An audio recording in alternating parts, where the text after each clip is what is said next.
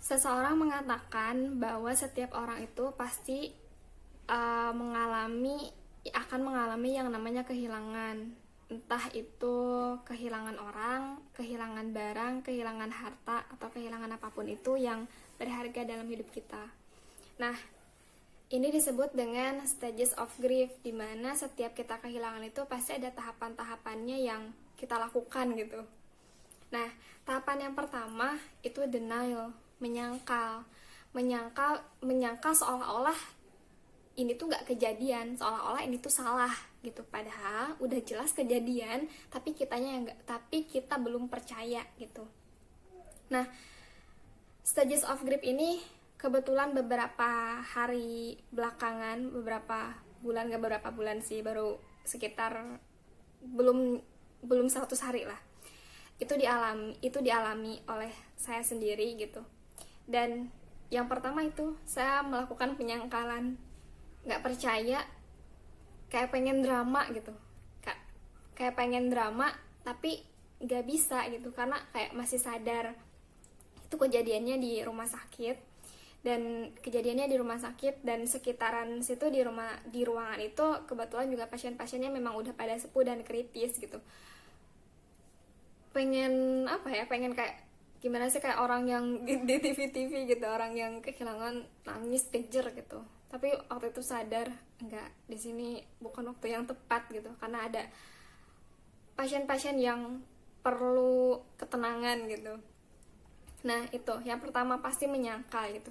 Terus kayak nunggu beberapa menit dulu. Pertama tuh ngabarin salah seorang yang terdekat dulu, ngabarin teman. Setelah itu udah di stop, nggak ngabarin siapa-siapa lagi, karena berharap mungkin salah, nanti deh nunggu udah bener nggak sih sampai dibawa ke mobil jenazah baru gitu. Nah gitu, sampai mungkin denanya lebih lama ya, menyangkalnya tunggu dulu gitu. Takutnya ini salah, siapa tahu ada lagi kayak gitu. Nah, terus yang kedua itu anger, marah mungkin bisa jadi marah sama Allah atau marah sama orang sekitar, marah nggak nerima gitu kan. Nah, marah enggak ya, alhamdulillah gitu. Tapi marah karena, bukan marah sih, lebih ke kesel aja sedikit gitu ke orang-orang yang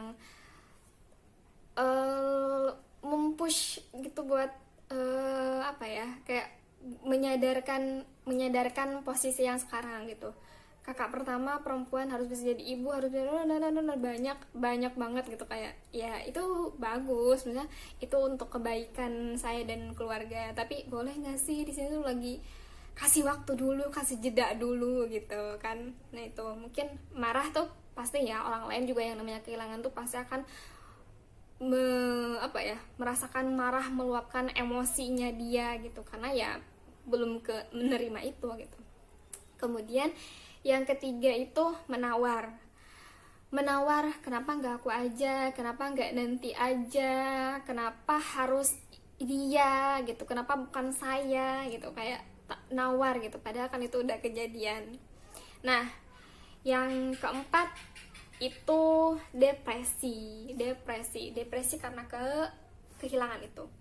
Depresi karena kehilangan enggak, tapi kalau sedih iya, karena wajar ya, sedih yang tidak berlebihan yang pastinya. Bukan depresi ya, kayak lebih beradaptasi dengan keadaan aja sih, karena kan yang namanya udah kehilangan tuh pasti situasinya berbeda, kondisinya berbeda.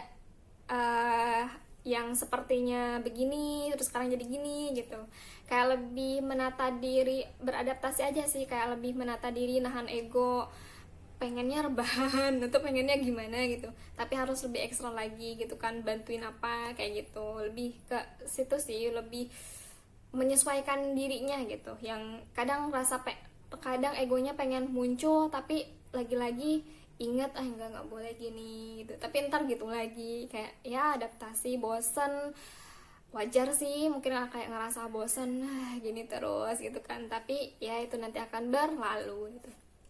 Yang depresi tuh pasti ya seseorang akan ngerasain depresi ketika kehilangan gitu. Jangan kan kehilangan orang ya, kadang kehilangan benda aja tuh kita udah depresinya minta ampun gitu kan, harus gimana kayak gitu kan.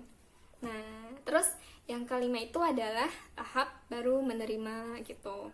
Nah menerima keadaan, oh ya memang ini sudah kejadian, ini udah berlalu gitu, ya udah gitu kan. Nah terus tuh yang pasti ketika apa ya, ketika kita sedang stages of grief ini harus gimana sih gitu kan. Jadi ada beberapa cara, dan ini tentunya aku sebelumnya aku udah baca dulu gitu kan. Jadi nanti teman-teman bisa cari lagi informasi yang lebih afdol lagi gitu ya, lebih afdol lagi. Nah salah satunya itu kita bisa membuat planning. Jadi kayak udah cepat-cepat move on, harus ngapain, keadaannya kita udah sekarang berbeda, terus kira-kira langkah apa yang mau kita ambil, mau ngapain aja ya, supaya kita nggak terlalu berdiam diri terus meratapi nasib sedih gitu kan. Sedih wajar lah untuk beberapa hari, tapi tidak terlalu berkepanjangan, karena yang pasti